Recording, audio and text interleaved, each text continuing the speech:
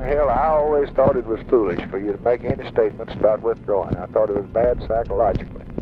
But you and the President thought otherwise, and I just sat silent. Now, you made them.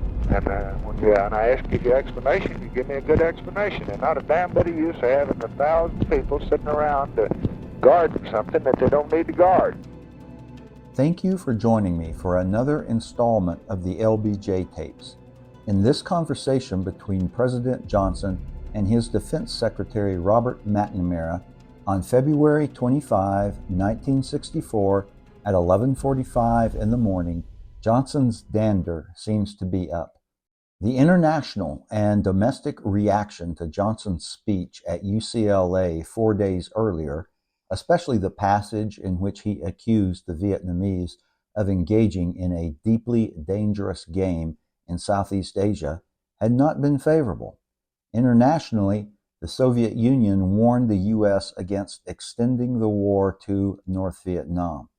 Domestically, Senate Leader Mike Mansfield reiterated his public and private calls for a negotiated settlement leading to the neutralization of Southeast Asia in the face of a widespread popular impression that the U.S. was preparing to begin a psychological campaign against North Vietnam.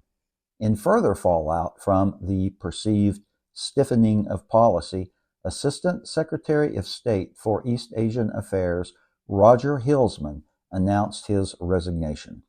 Although the stated reason was a desire to return to academia, the New York Daily News claimed that Hilsman was departing under pressure because of his approach to Vietnam policy, an assertion that Hilsman's memoirs confirmed.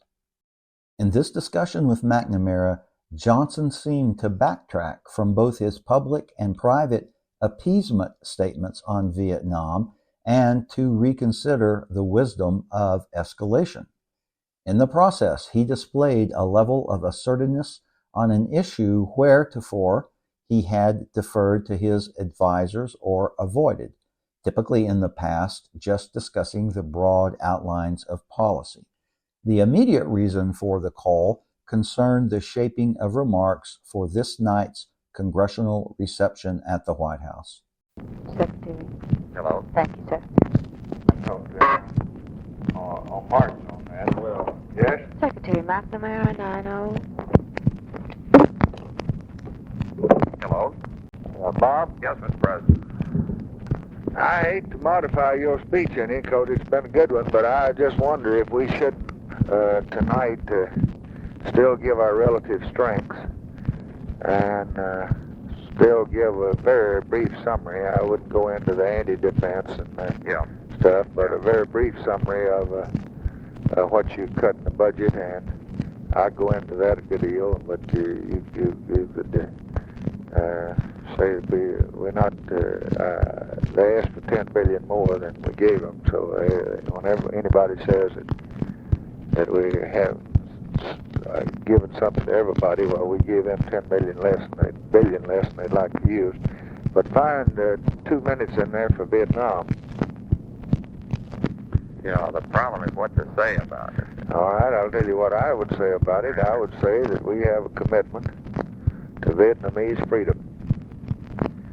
Now, we could pull out of there, the dominoes would fall, and that part of the world would go to the communists.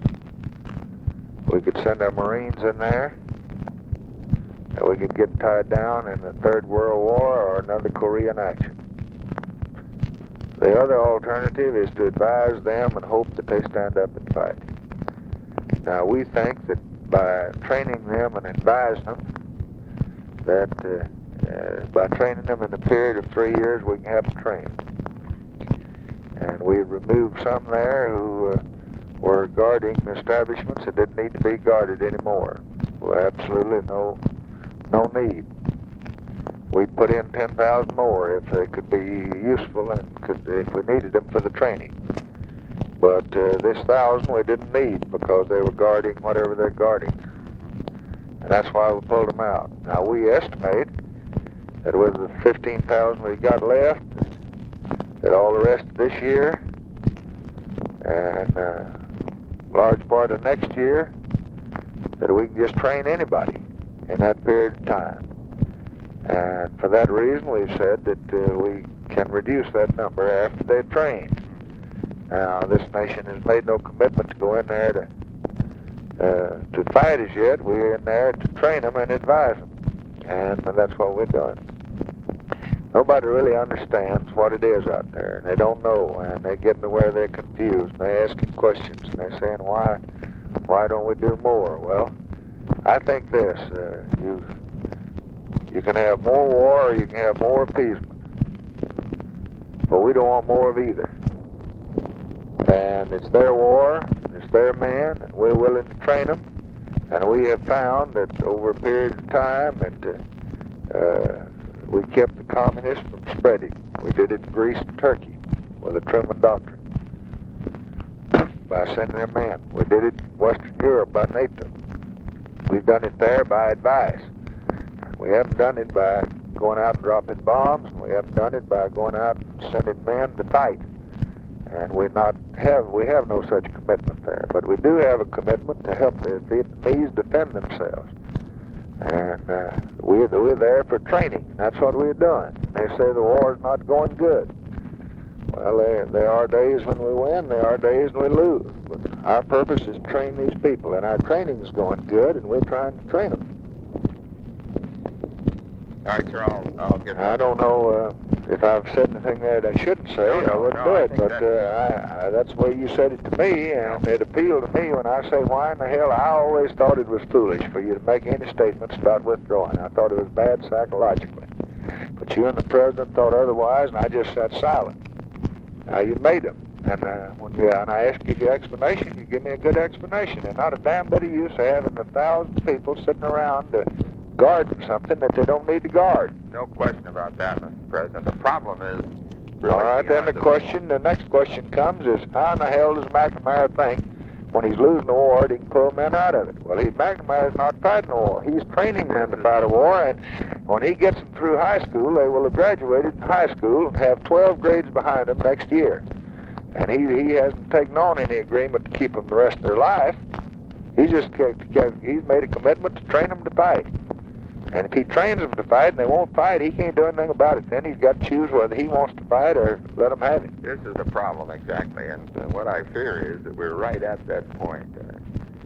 Well, anyhow, I'll get this. Now, we got to decide who goes with you, because they tell me everybody in town's wanting to go, and I sure wouldn't haul anybody out there that I just didn't have to have. Well, I feel exactly that way. One man I want to suggest, and I'm sure you can cut him right back right quick. I won't hesitate, and if you don't mention him anymore, I'll just know that you haven't used him. But from psychological standpoint and from political standpoint, there's one man that I'd have on that plane with me, and that's Shoup.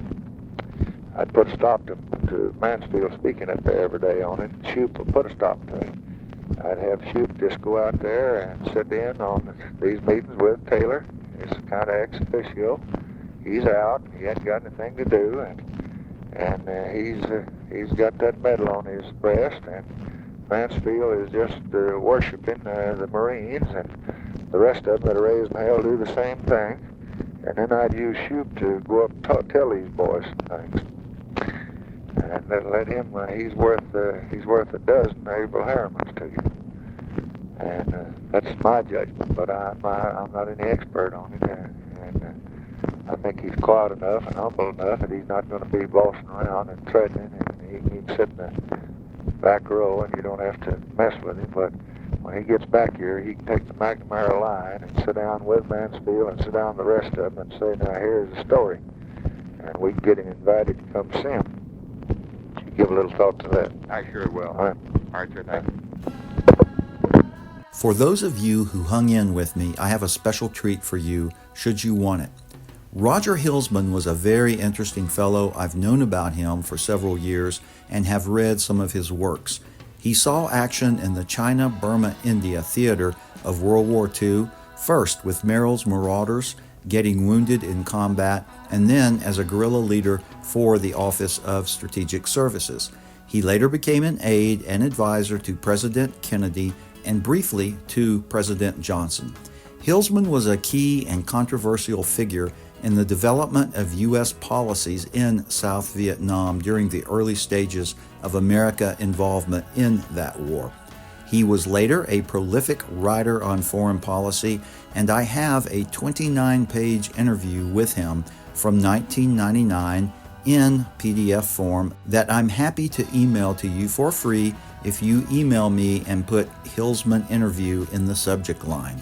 He has some very insightful things to say about those early years of the Vietnam War. Finally, as I now have over 100 videos, please scroll through my list and find some you like. I always enjoy hearing from you. Thank you.